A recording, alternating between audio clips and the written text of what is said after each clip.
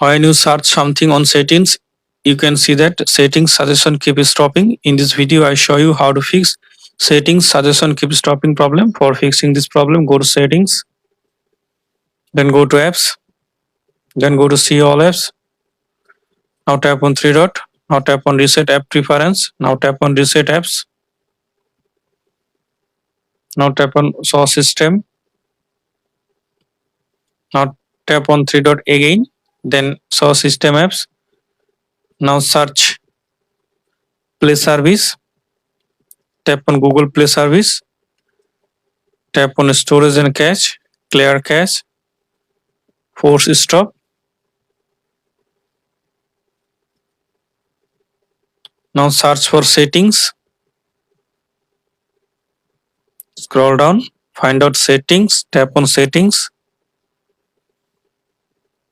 Then storage and cache, clear storage, then delete. Now restart your phone. After restart your phone, now I hope that this method fix setting suggestion keep stopping problem. Thanks for watching. Don't forget to subscribe.